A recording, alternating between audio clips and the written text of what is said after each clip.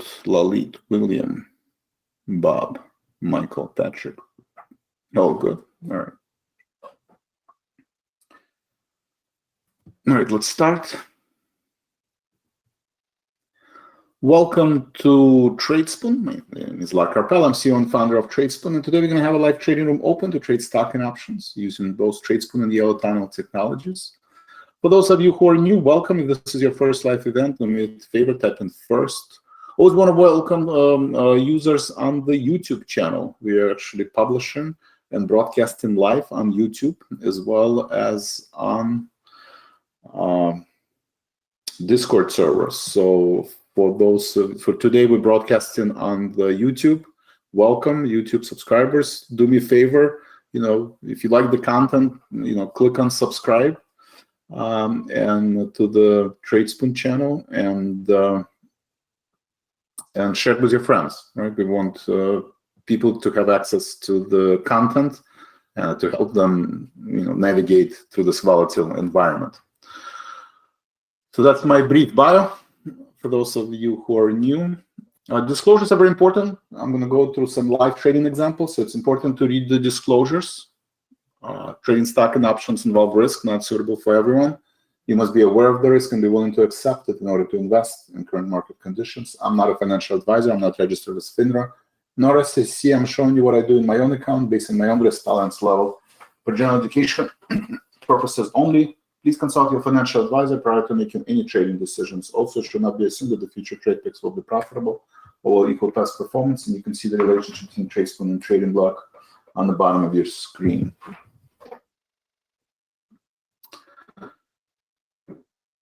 All right, so before market opens, very important to go through rules. First is portfolio allocation. I propose to have on average 30% of your portfolio in cash. Market volatility, market's going to stay volatile this year, so I would propose that if last year it was 30, then this year it should be 50, right? If last year it was 10, then this year it should be 30. But on average, you want to have at least 30% of your portfolio in cash. Second most important rule is portfolio drawdown, right? Why is this very important? Everybody's trying to determine where's the bottom, when the market rally. This is a lifetime opportunity, but ultimately nobody knows where the bottom is, right? That's probably one thing we can all say for sure, kind of with a very high certainty. So how do you hedge your portfolio in a time of high volatility and, high uncertainty? This is a portfolio drawdown. I propose to have 4 positions, no more than 4 positions at a time. Maximum loss is 2.5%. I mean, you could be bearish right now and think the market will continue to sell off, or you could be a bullish that market is approaching 20% correction and on S&P. In the past 14 years, it's always followed with double-digit returns. So whatever your opinion is, you could be on you could be on the wrong side of the trade. But the rule of having 4 positions at maximum 2.5% will protect you from these violent swings in the market, which most likely will continue. So getting this rule is the most important, right? This is something that we can all control. We cannot control, when Fed will raise or will not raise rates. We can't really control when the inflation will go up or down, but we can control how many positions we have in our portfolio and what is the position size, right?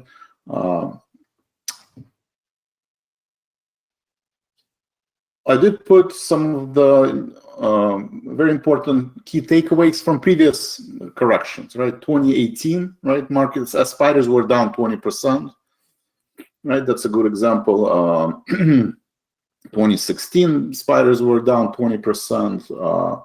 2020 spiders was down 30% on the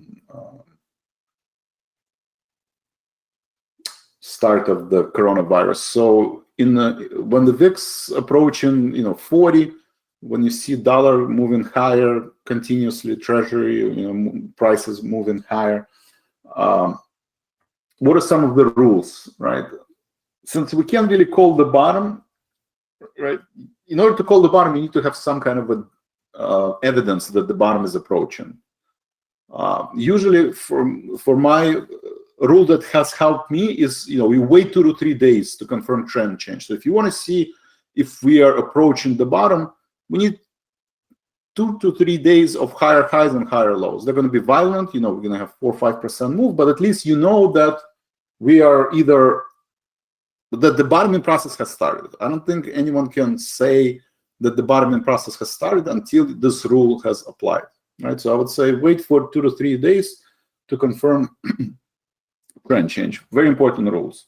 The other one is it has to deal with try not to predict, where the market is going to bottom, right? Because you're going to have violent moves to the upside, violent moves to the downside. VIX approaching 35.40. We're going to have these, 3-4% move on QQQ and spiders. So my goal, one of the rules that I follow, never go short. And, if you do want to always be long and short the market, if you do see certain key support and resistance level, right, like spiders is down, it's probably going to be down close to 20%, within, a few sessions, or at least approaching 20%. Everybody said we've been conditioned in the past 14 years that 20%, 9 out of 10 times, right? 9 out of 10 times you have a follow up was, double-digit returns. So if you have a spread, and you want to, let's say you have a call spread and you want to close that short call and leave the long call because you think 20% will hold. These are the key support resistance where you can continue when you can consider, doing these kind of type of strategies, right? I would not go short, right? I would not leave a short put at 20%, right? That I think would be a mistake, right? In case you're wrong, but having a single call, if you want to a 20% correction S&P, and if you think market, then I think it's fine, right? So that's important rule. We talked about 4 positions. We talked about 2.5% of account value per position, right? Be long and short the market with a certain bias, right? You can say, well, 9 out of 10 times in the past 14 years, since 2008, when market reached 20% correction, we had double-digit returns, right? Or you can say that, what?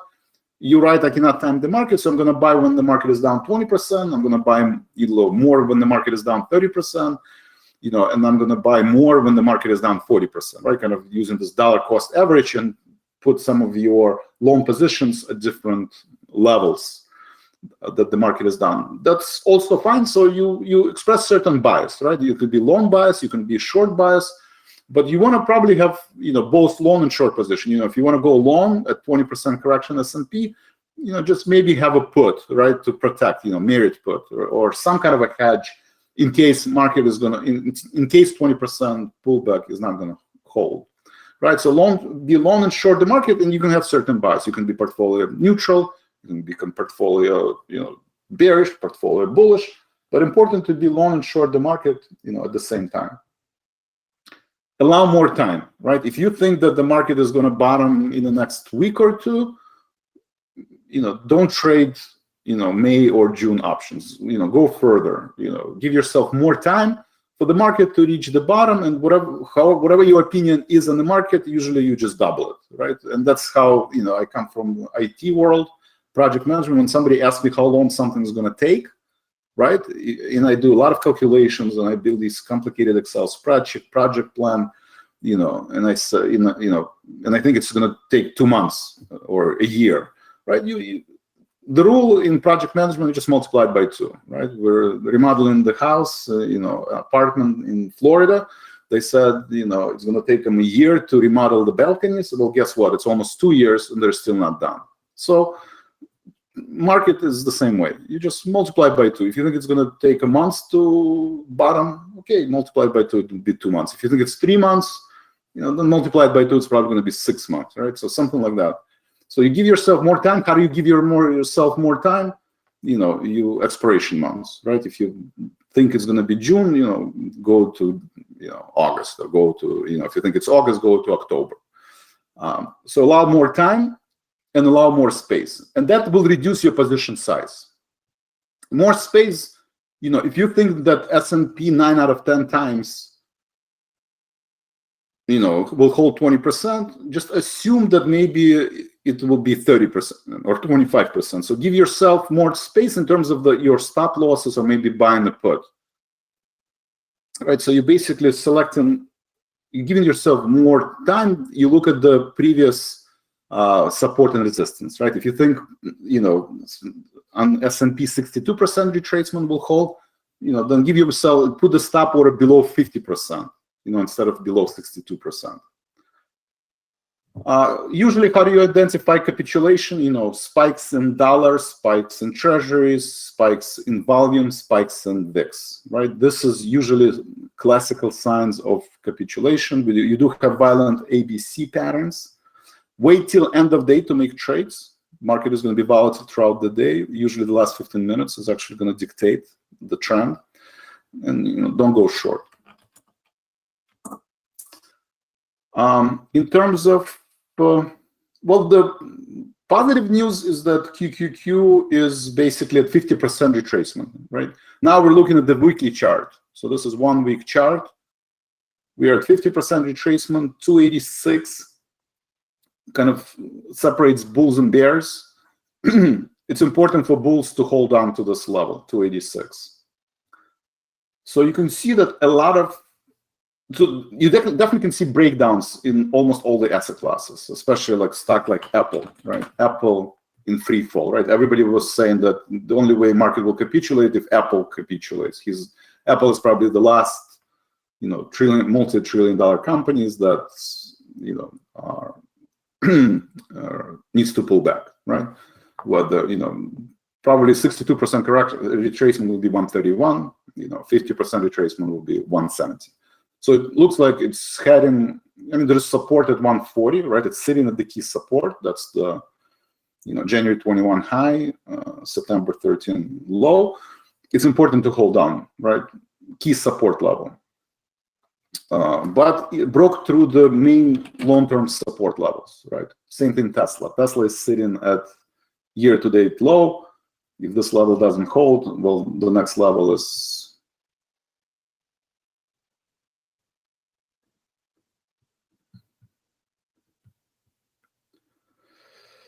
let's go back to March 2020, right? So this is 20. So very important support, 50% retracement on technology, 50% retracement on Tesla. Next, so that's positive. The positive that majority, asset classes like technology, small caps, sitting at the 50% retracement, semiconductors sitting at 50% retracement, right, or approaching 50% retracement. Which separates, bull and bear market, right? As long as we are above 50% retracement, this is a bull market, right? Or at least bullish trend. But once we break 50% retracement from multi-year, support resistance level, then kind of bear is in control.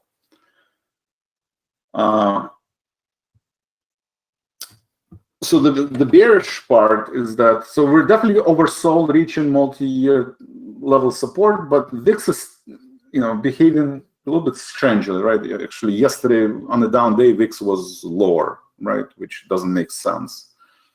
And VIX is only staying at 34. So that's kind of a divergence, right? Basically showing that there is really no panic in the market, that kind of bulls and bears just reaching equilibrium and, pattern of lower highs and lower lows. So that kind of argument where, we're probably not close to capitulation. Right, so VIX, there's no volume on VIX. And if you look at the spiders, there really no volume on spiders, right? We haven't reached February panic, start of Russia-Ukraine war, haven't reached, January 24 when Fed first time said they're going to be aggressively raising interest rates. So there's no volume, there's no VIX confirmation. We do see, breakouts in dollar, right? Dollar is breaking out into multi-year, right?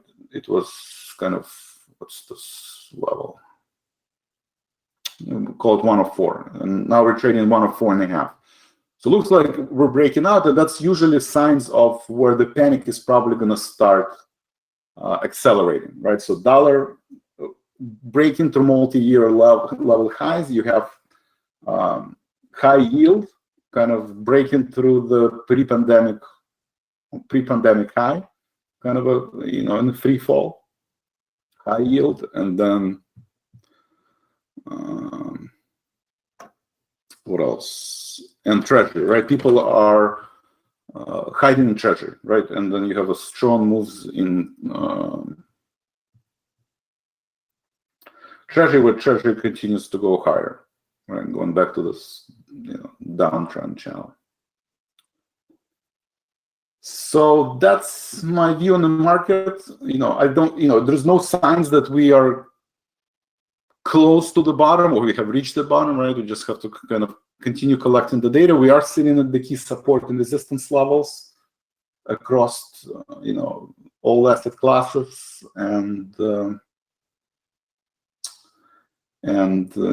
I would just, personally, I'm bearish. I think we're reaching, psychological level, right? This is where psychology is becoming more important. There's still majority of the people believe, we're at 20% correction, right? And S&P, which in the past 14 years, since 2008, is a sign of where the bottom is, and you start buying aggressively, right? And that's how we've been conditioned. This is what we hear on the news, and still most people believe there's no signs of recession, so this is an opportunity, and 20% is a healthy correction in any bull market. So if you're in that camp, then you cannot call the bottom, then you probably start accumulating, right? You probably start accumulating. If you're in the camp where you don't see any signs of capitulation, we are already at 20% correction, and if this 20% correction doesn't hold, right, we're approaching 380 level, right, where everybody's getting very aggressive and going to start buying, right? So two things will happen: either 380 will hold, right? 380 will hold. That's 62% retracement, right? We look in the value stocks, right? The value is helping S&P. It's sitting at the 52-week low, right? At February low. If this level holds, then you have violent rally to the upside, right? Because that's how we've been conditioned psychologically for the past, 14 years, right? If that level doesn't hold, right? If that level doesn't hold the 20% retracement, then if value starts pulling back, and that will accelerate the pullback, because value is still, the trend isn't broken on value stocks like utilities, energy, commodities. Then this level will not hold, and I think that's when the panic will probably start. So we're reaching kind of a make or break type of scenario where either we're going to have a violent move to the downside, very quickly drop to 350, right? Or we have a violent move to the upside where we can, retrace back to 420, right?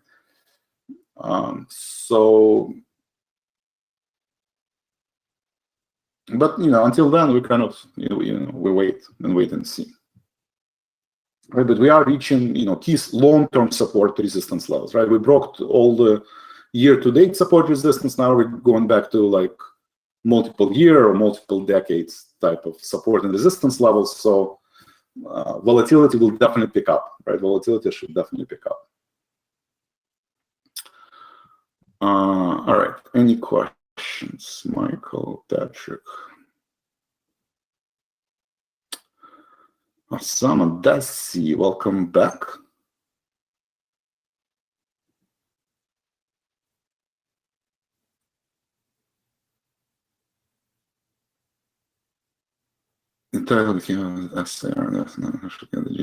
Thank you, Fred. Stark. Thank you, Fred. Is that inverse of ARC? SAR.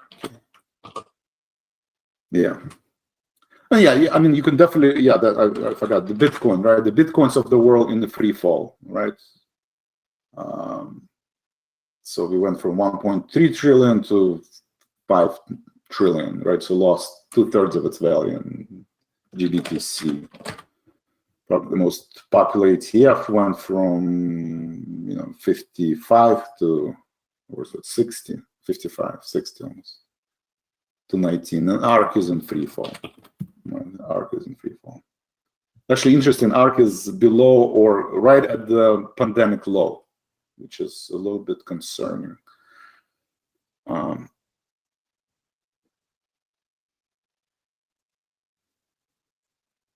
Opinion by ROI. Okay, ROI.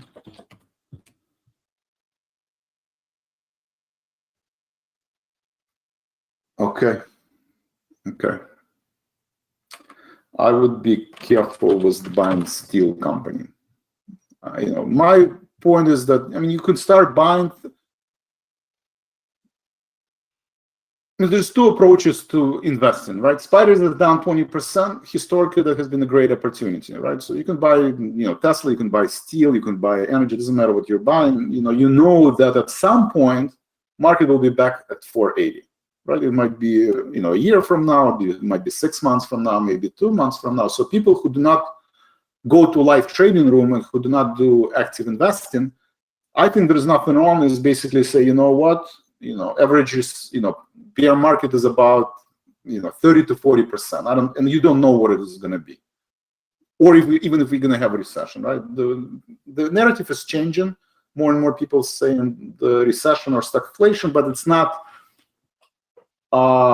consensus, right? It's only minority of, I think, only 20% or 25% believe we're going to have a recession. There's no signs of recession as of right now. So if you're a minority, your thought process might say, well, I can't time the market. I know usually 20% pullback is a good time to invest. So you buy at this level, right? It's down 20%. You start buying because you can't really know.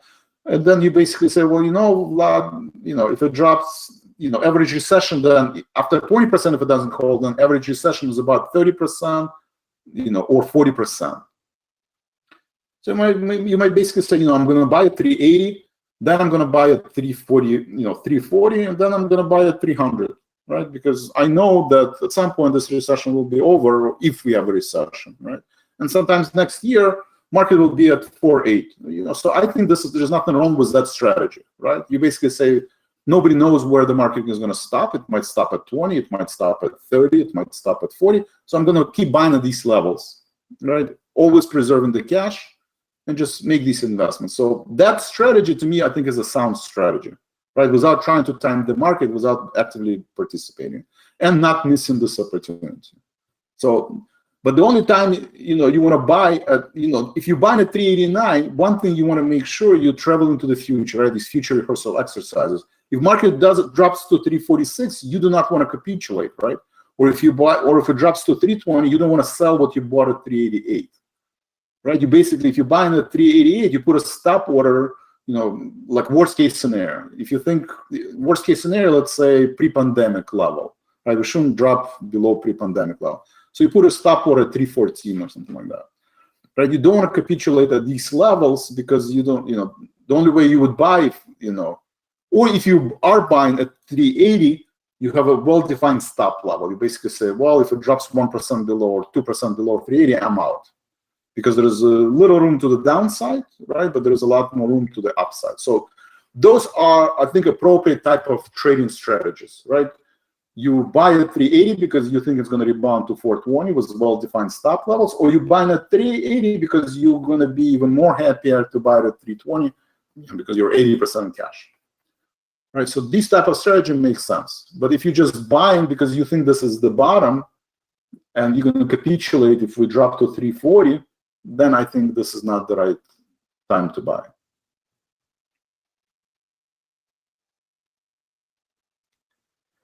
Oh, thank you, Desi. Subscribe. Yeah, so welcome everybody who's on YouTube channel. We are broadcasting on YouTube channel. Do me a favor, you can always go to YouTube. All right, you search for, I do need you to trade school. All right, and just click on subscribe. We're trying to grow our community, and we do have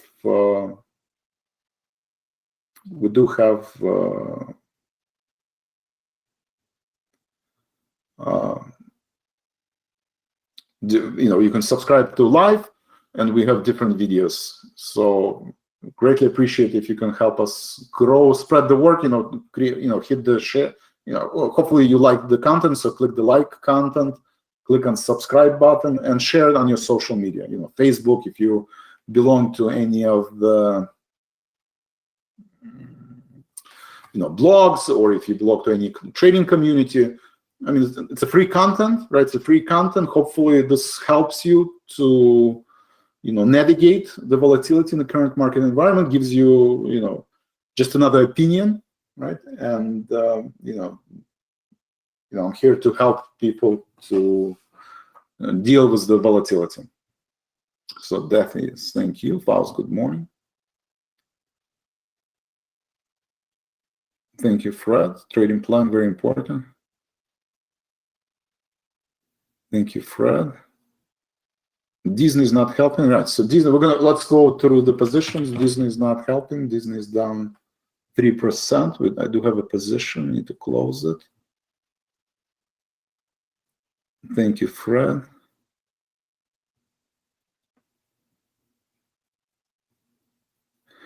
Chat, Amazon, in my opinion, right now you have to keep in mind that everything is trading in very high correlation, right?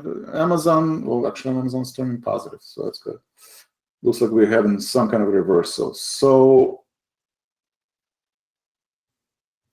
it goes back to that discussion, right? Amazon, just broke 38% retracement from 52-week high to 52-week low, right? So really there is no support. So the point is that, I mean, there is support, it's pre-pandemic level, right? It's a pre-pandemic 2011. So you might, there's two ways to trade this. You can buy Amazon here and basically say, if it drops below 2,000, I'm out.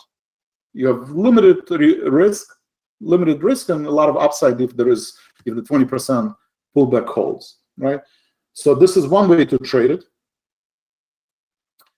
The other one is,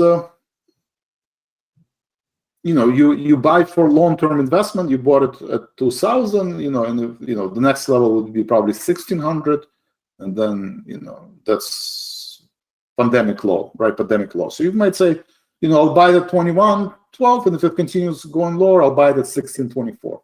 And again, same rule applies. You only have 4 positions, right? You don't want to have 20 of these positions. You want to stick to your rules, and you want to be very selective of what you're buying. So if you want to buy Amazon and it's one of your 4 trades, you want to hold it for the next couple of years, that would be the approach here, right? You either buy with well-defined stop level, or you keep buying on the way down, making sure that it's only one of your 4 positions. And if Amazon drops to 16.12, you don't want to be down more than 2.5%. You don't want to capitulate at 16.25. Right? If you're buying at 21.9. So these future rehearsal exercises are extremely important, right? So you either have a well-defined stop level, or you making sure that your portfolio is not down more than 2.5% at 16.25.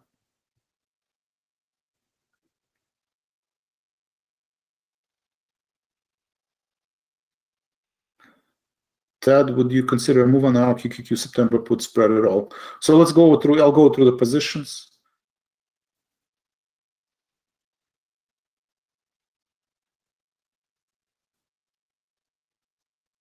Bill, yeah, I don't know about, so dollar is kind of, dollar is breaking this overhead resistance. So to me, this is a sign of that we're probably getting close to this panic mode, and dollar is gonna, I mean, obviously it's statistically extremely overbought, but because of the inflation data and the market being concerned, I think dollar is just going to continue going higher. And that is putting pressure on silver. That does put pressure on silver.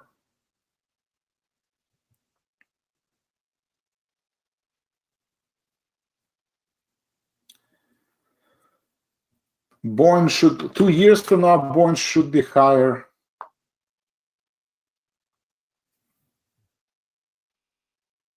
Two years from now, probably, right.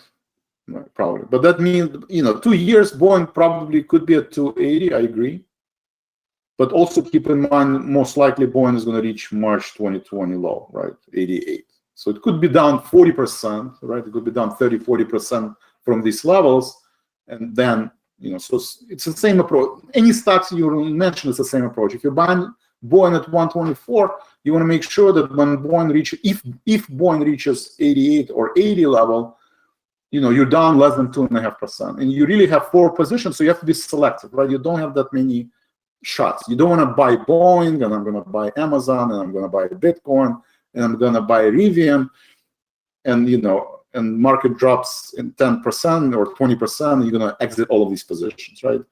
Very important to go through this future rehearsal exercises. Whatever, if you decide to buy, you want to make sure that you don't, either well-defined stop level. I don't know where is the stop level for Boeing because it's in free fall, but probably March 2020 low is probably a good support level.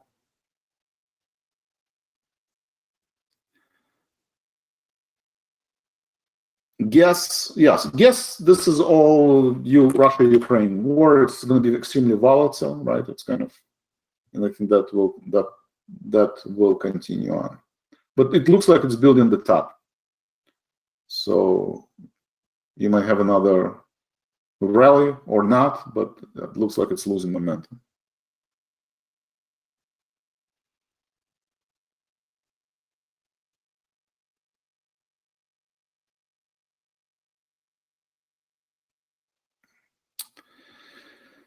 Yeah, Carol, selling 320. If you're selling 320 put, I think that's fine.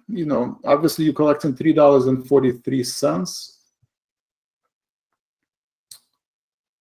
I mean, you're collecting 1%. But the problem is that you're risking. I mean, the gain is $3, but imagine what's going to happen if Spiders drops to 3.48. So if you are selling these out of the money put, I would do a put spread. I wouldn't go naked. I wouldn't do cash secured put. I would still wait for the, my mindset, my mindset is that if you're selling the put spread, you're basically saying this is the bottom. The volatility is not going to collapse right away, right? So wait at least for these 2 days or 3 days of higher highs and higher lows, right? We haven't had that. Let's assume that market will reverse today, right? And then, day 1, day 2, then you can sell a credit put spread. Because right now you're kind of trying to catch the falling knife without knowing where the bottom is. So my thought process, wait 2 to 3 days, maybe give up, that 320 put, you're not going to give up a lot of premium by market. But if the market rallies at least to 410 or 420, then you can say, this 20% retracement is probably going to hold, right? But right now, there is no way to tell that.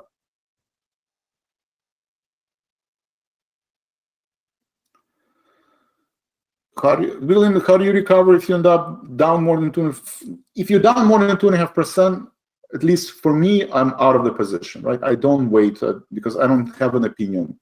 Right? Because if you're down 2.5%, let's say at 389, yes, market can jump to 420, or market can drop to 380, right? And more likely than not, it'll drop to 380. So if I'm down 2.5%, I follow my rule and then I'm out. I reset, take a little break, and then move on.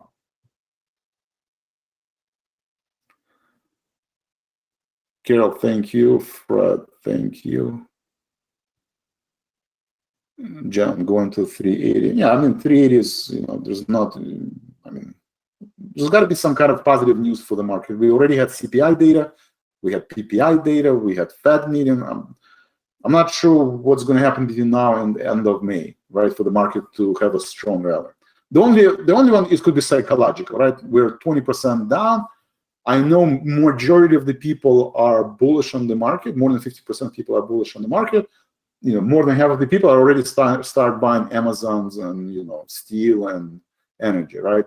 This fear of missing out. Market is down 20%. You have a fear of missing out. The way I deal with fear of missing out, I go through these future rehearsal exercises, right? How will I feel if the market reaches, let's say, best case scenario 430? It's a meaningful move, 10% up. How will I feel if it's 430? I'm completely bearish and I don't have any bullish positions, right? And then how will I feel if the market reaches, 350, right? And so as long as at 350 you're not down more than 10%, I think that's fine, right? If you are down more than 10% at 350, then that means you can get bullish, but reduce your position size or have a well-defined stop level, right? I think this is a totally normal thought process basically say, well, fine, I'm going to sell this 320 put or 340 put, but if I see down, if the market breaks down below, let's say 370, I'm out, right? Because most likely it's going to continue going lower, right? So that would be the thought process. Very well defined stop levels, and because you believe this is a soft landing, and 20% pullback is just normal healthy pullback, in the big up bull market, which is fine too.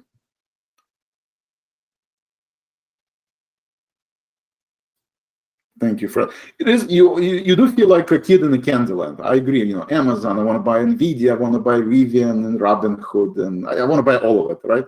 But just keep in mind that correlation of one. So whatever you're buying, everything's correlated to the market. So if steel company is gonna rally, then Microsoft will rally and Apple will rally. They're all gonna rally. So this is where the rule of 4 I think makes sense. Just you can buy whatever you want, but stick to that rule of 4, 2.5%. That means you have to be selective, right? Like Warren Buffett said, you have to. There's only so many shots you have. You want to be selective. One thing you don't want to do is just keep buying everything, right? That is where you're gonna get caught in these pullbacks. Fred, thank you, John. Yeah, Russian-Ukraine war is going to be an issue. So John, thank you. Thank you, John. If your portfolio is down 20%, me personally, I would take a break. I would go back into cash, and just maybe buy like a put spread, right? Just one small position, just have one trade, or just take a break and reset. You want to avoid 20% drawdown. The problem is if you're down 20% and you wait, it's again this future rehearsal exercises. At what point the pain becomes, I don't want to use these fancy words, but what is your risk tolerance level, right? Well, 20% you're still okay, but what if spider's down to 360 or 350, right? And you're down now 40%, right? At what point are you going to capitulate? That's more of a psychology issue. For me, when I'm down 20%, I close everything and I take a couple of days break, and I reset. I want to see the pattern, right? Right now, if you're bullish, the pattern is, you follow the data, right? You follow the data, and you don't want to trade against the trend. So if I'm down 20% personally, I look at the 6 months prediction. They've been pretty accurate.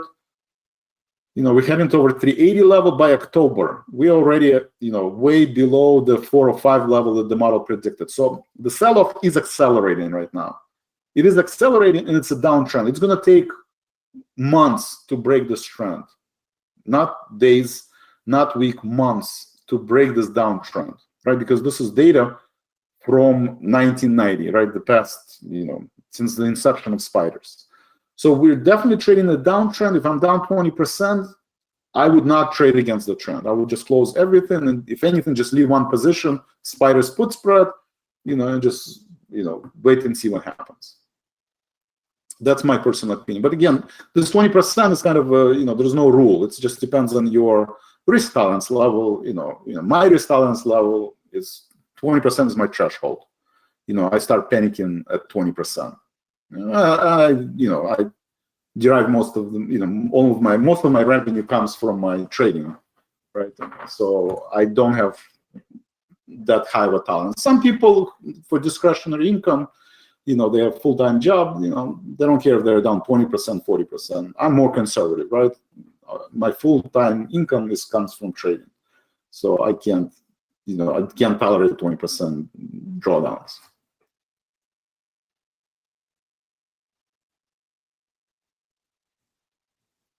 Thank you, John.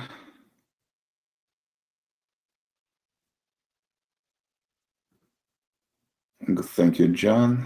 Hedge is working. All right. Thank you, Victor.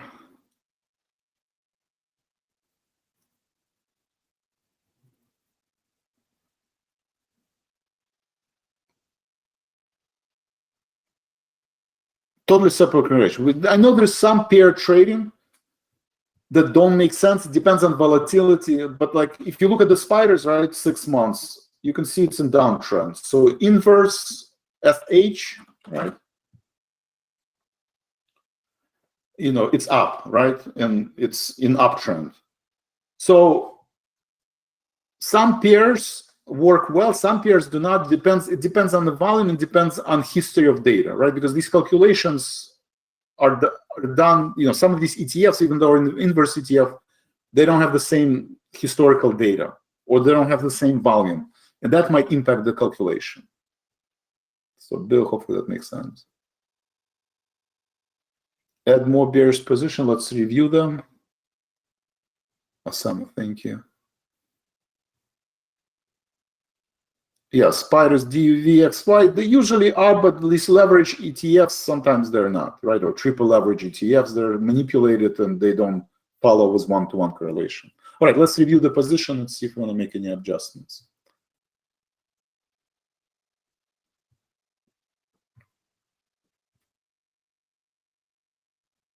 All right, so Disney, this was, again, one of my favorite strategies.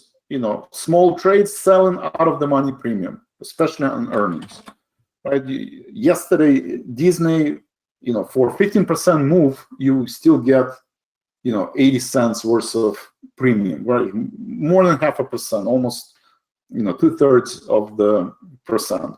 So I sold 121 call. Disney had to, usually Disney move maximum 8%, right? But Disney would have to move, which strike did I sell? 120, right? So Disney would have to go up,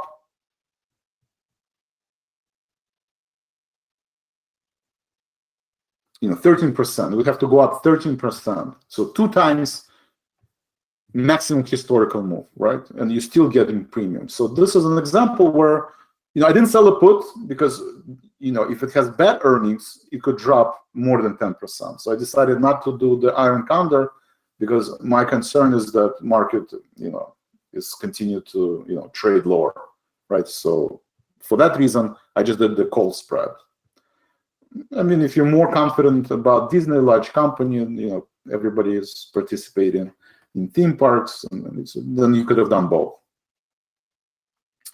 So I'm going to close the Disney trade. Let's see.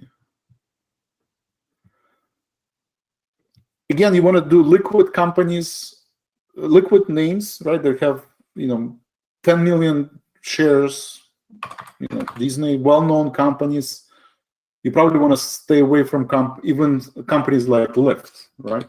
Which is a well-known company, but, you know, I mean, it can drop, you know, if you were doing selling puts on Lyft and it drops 33%, or Netflix, it drops 33%. This is where you can lose a lot of money.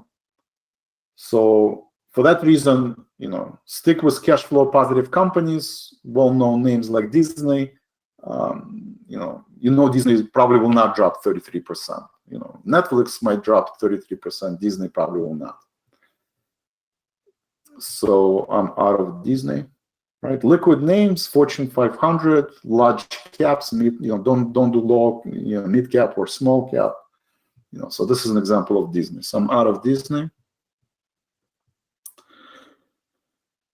All right, QQQ. So what can we do with QQQ?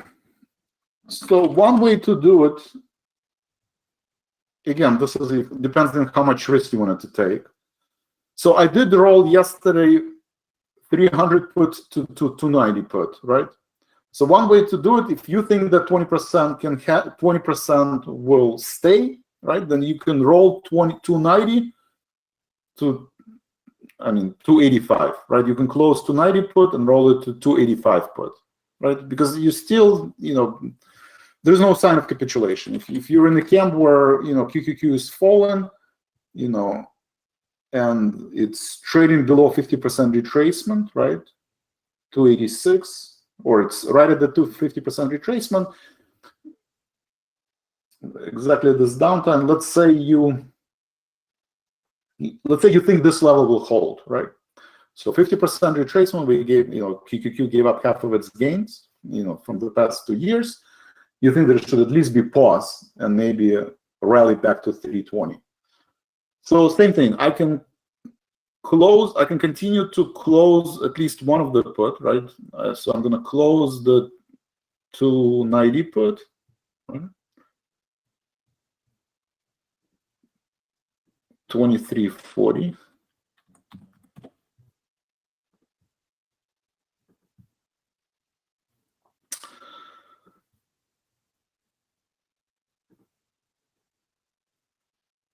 And I can either convert it to a credit spread, or let's see, September. All right. Okay, so continue. I closed it at, I bought it at 1894, right? 290 put. Now I closed at 2350, right? So collected $4 here, collected another $5 here. Still bearish. I think it's too early to get bullish, so I can take the 290 put.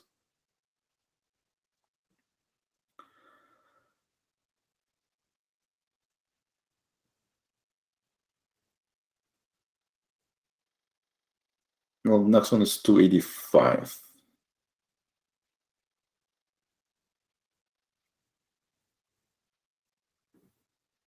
Buy 285. Or maybe slightly more bullish, 275. Not 285, it's too early. All right, so buy 285 for 21.30. Well, where am I collecting? $2.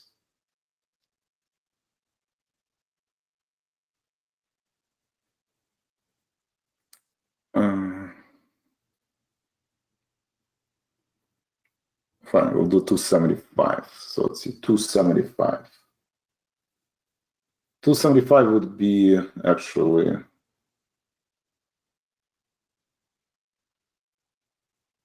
261. Fine.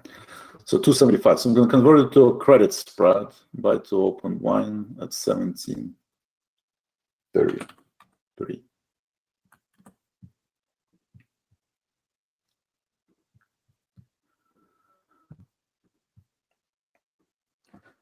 So sold the 290 put, rolled it to 275 put, right? Continue to roll the select. Now it's a credit spread. So I have one that's debit spread, one credit spread, just to lower my overall, hedge.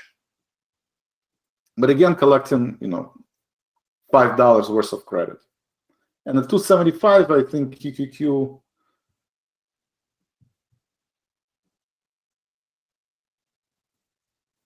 32%, we're getting to this 36%. That's probably going to take a pause, at least a pause at these levels.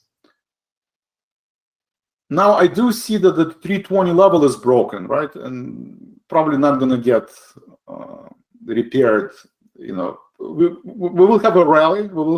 But more likely than not, somewhere between 320 and 340 is where it's going to top out, right? Pattern of lower highs. So one way I can, but the problem is volatility, right? The problem is that these put spreads, let's say we're not going to break the 38 level and we're going to drop again to 25 or 20 level on this rally, the put spread will lose a lot of the premium, right? Time decay. So one way to subsidize this is basically converting to synthetic short, right? You can do synthetic long. We were doing synthetic long before in the bull market. Now we can do synthetic short. You buy a put and you sell, a call, or you buy a put spread and you sell a call spread. So I'm going to sell a call spread. And I'm going to look at the levels where I don't think can be broken at this point, which is more likely around 320, maybe 330 level. So I can go trade option. Let's see, QQQ. So I have September.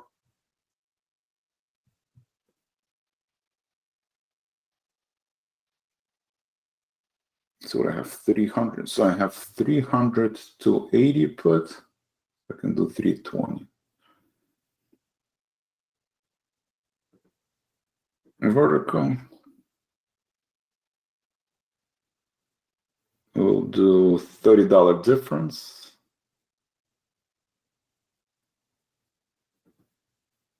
doesn't have to.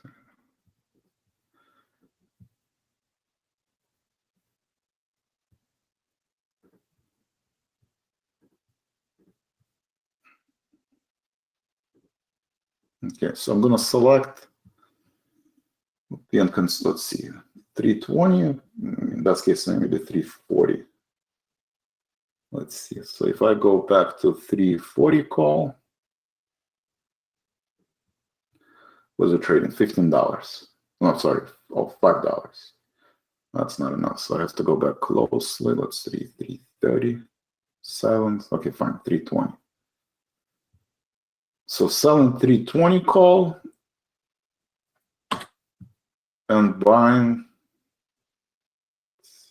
340.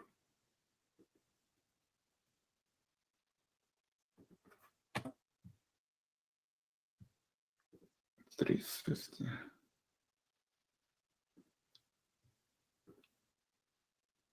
Okay, so selling 320, buying 340. So I'm risking $20. I'm risking $20 minus the premium. So I'm risking $15 to make $5.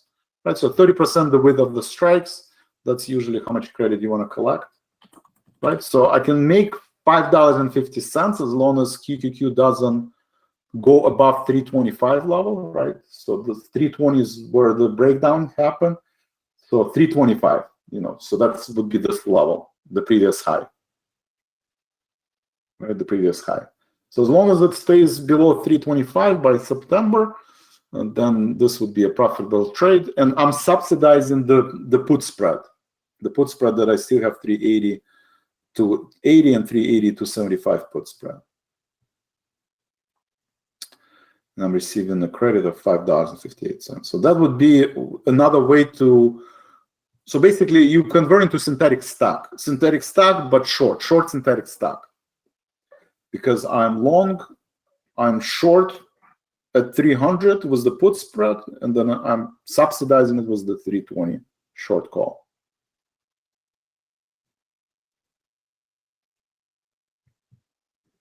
Let me know if any questions.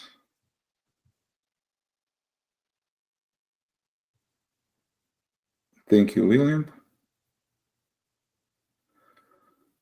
Ready for spiders to bounce? Always ready for spiders to bounce. Resistance on spiders. Spiders rally, I think. Well, we did break 410.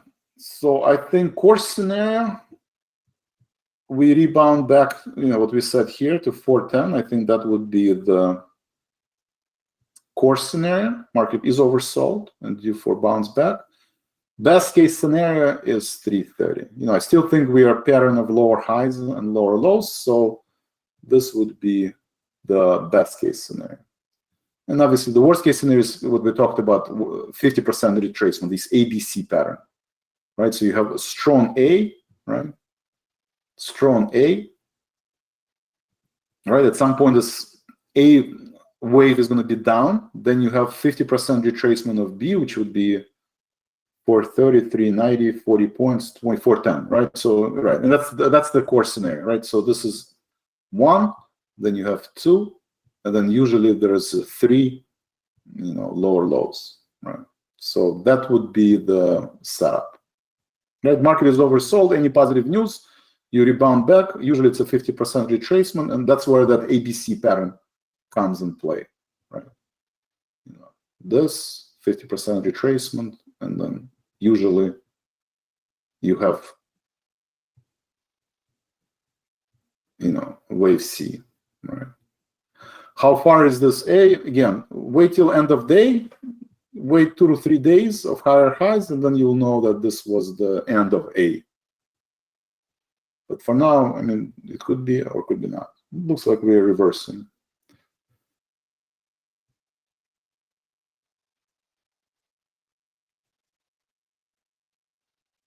If you cannot close the 290 put, leave the mean naked. Right, I would not leave naked spread. I would either roll, to express your bullish or bearish position, but I would not be naked. Right, because tomorrow market, next week market could be at 420, right, or maybe even 430, or market could be at 350, 360, right? And it's all depend. This is dictated by the news. Russia will shut off the gas in Germany, and market will be at 370, or I don't know what the positive catalyst could be, or just because the market is oversold, and then you have a bounced rally, 20% retracement, right? A lot of people, basically, a lot of black box trading is geared on this 20% pullback, right? We are at 20% pullback. The algos can kick in and say just start buying, right? And you have these violent moves to the upside. So totally can happen, right? Because of this, black box are programmed to start buying at 20% pullback.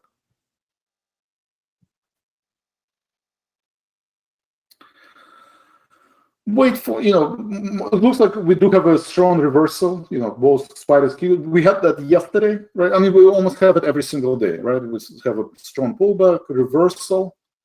Wait till the end of the day, right? If by end of the day, we let's say we close positive, right? And then tomorrow we have a follow through.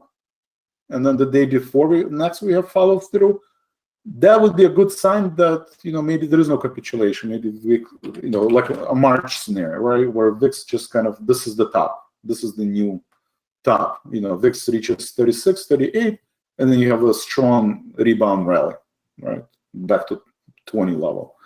Totally possible, but you cannot determine that until you have at least 2 to 3 days of higher highs and higher lows. So then this trade actually makes sense, right? I reduce my bearish trade, right? Instead of having 2 put spreads, I only now have 1 put spread. One is actually a credit. I still have the 280 short put, right? I still have 2 short 280 put. So if we do have a rally, then I'm going to close the 280 put. That's my strategy. And on the credit call spread, if we do have a rebound, I think it's one of those ABC patterns. We're probably not going to break above 330 level, right?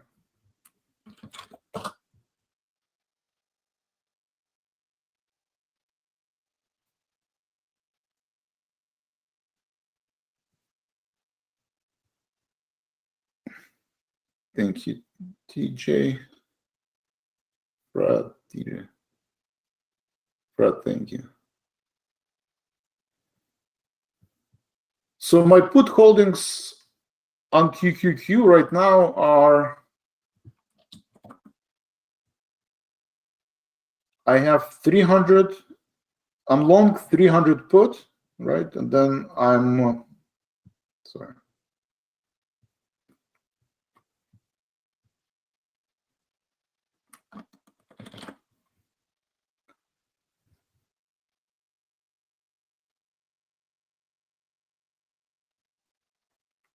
So I'm long 300 put, I'm short 280 put, 280 put, and then I'm long 275 put. So this is more of a butterfly, broken wings butterfly, but the idea of a butterfly, that we're gonna trade in this range, and so that's the butterfly. And then I did add credit call spread to subsidize these put spread. So butterfly and credit call spread.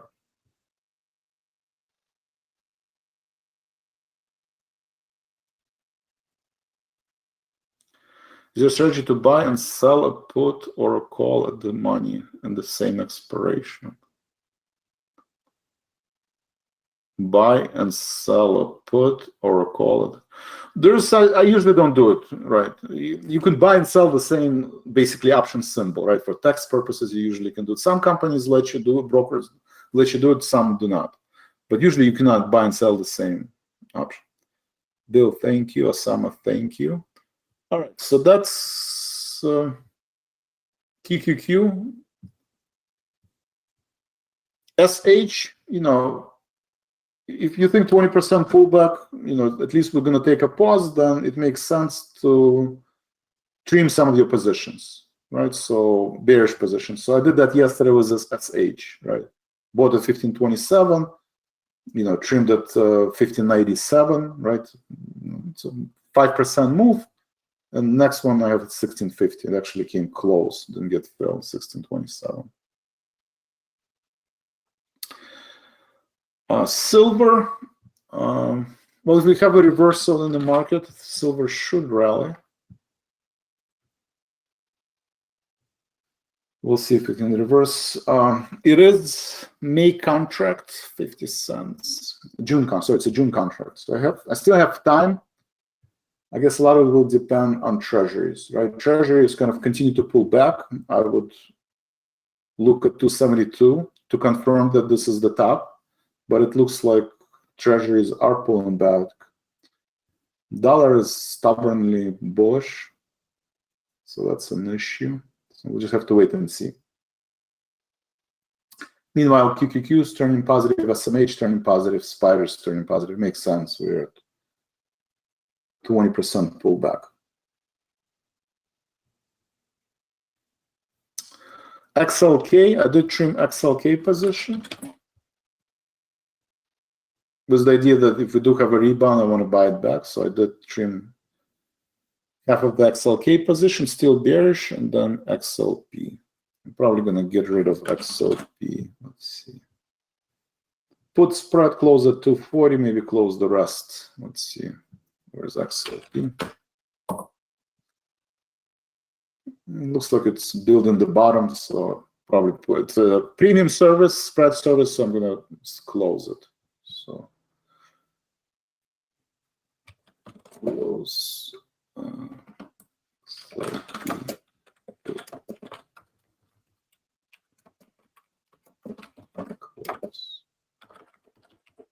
So by the end of the day, I'm going to get rid of XLP.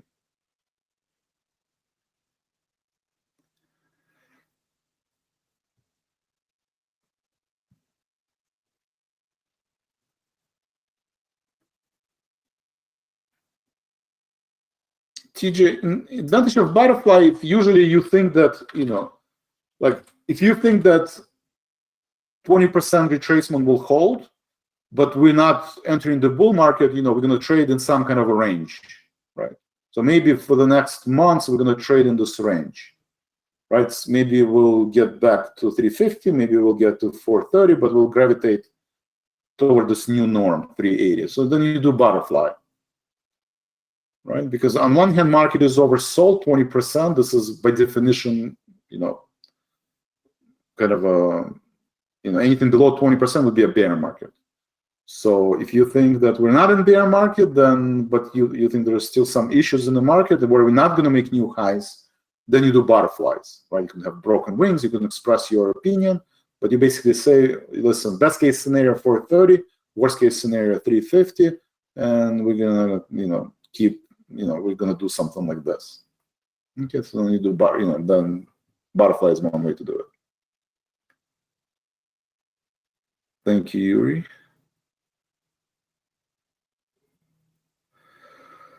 Spiders and Dow Jones went positive. That's good. That's good. Let's wait till the end of the day. What else is interesting? I'll go. I encourage you to go back to these rules, right? Wait for 2 to 3 days. Trade change. Do not break the legs. 4 positions, 2.5%. Very important rules. So give yourself more time. Give yourself more space and your stop orders, and just wait. You have to be patient. You wait 2 to 3 days.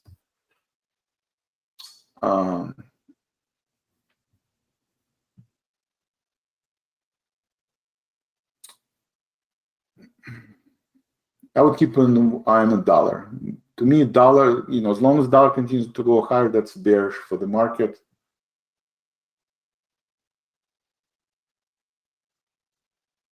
And I would keep an eye on currency, on treasury. If treasury continues going lower, and especially if it breaks through this 272 level, I think that's also short-term bearish for the market. All right, that's all I have for today. Thank you very much. We do have a webinar on Yellow Tunnel. So if you guys have time, again, please like us on the YouTube, right? I want to, you know, if you can help us build a better audience, bigger audience. We want to spread the content. I think this gives another point of view and hopefully will help people navigate this volatility environment. You don't really have a lot of unbiased opinions out there. So I think this is important. So please like us on the YouTube channel.